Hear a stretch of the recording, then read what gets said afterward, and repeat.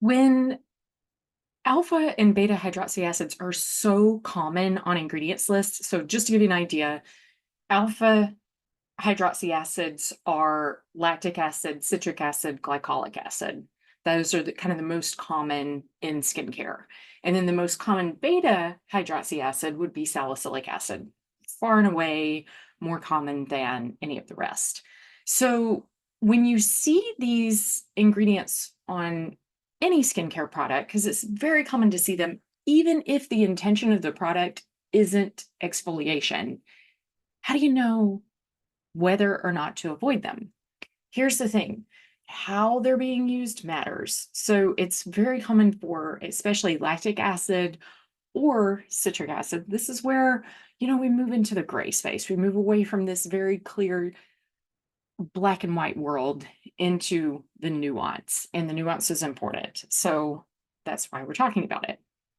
All right, so it's very common to use either citric acid or lactic acid as pH adjusters in the final product. And this is just to bring the pH to the target range. Like here at Rain Organica, I use either citric acid or lactic acid in every single product made as a pH adjuster to bring the final pH typically within 5.5 to 6. The only exception would be the cleanser, which has a higher pH than that. Now, when we're talking for exfoliation, that is not the prime range. Like these ingredients are added solely to adjust the pH, not for their exfoliating properties. They really only work to encourage exfoliation when the pH of the product is between about 3 and 4. So much, much more acidic on the pH scale, much further away. And I just wanted to clear that up. Alpha hydroxy acids instead of beta hydroxy acids are way more common as pH adjusters because they're so much more soluble in water. The really interesting thing about salicylic acid is it has preservative properties. And so there's actually several natural preservatives that naturally contain salicylic acid, and aspen extract, and I forget what the trademark name is for this particular preservative.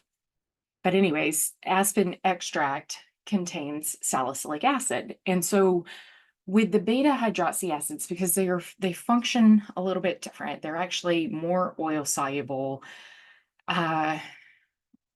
They actually are, like, quite honestly, better exfoliators in a way than AHAs, like able to still carry out exfoliation properties, even not in a super prime or a super specific pH range.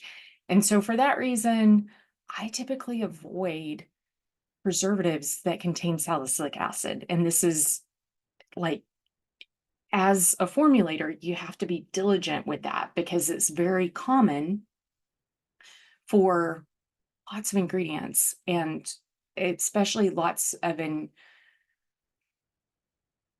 so here I'm talking like liquid ingredients. So any kind of extracts that I get that are already in liquid form, I have to check the preservatives on those to be sure that they're not containing salicylic acid so that I'm introducing that into the final formulation. So anyways, because like I say, my preference is to steer clear of any kind of adding any kind of beta hydroxy acids entirely into the product. And once again, the context in which I'm using alpha hydroxy acids is as a pH adjuster, and that is how lots of other brands are using them too. So just wanted to clear that up. All right, I'll catch you in the next video. Bye.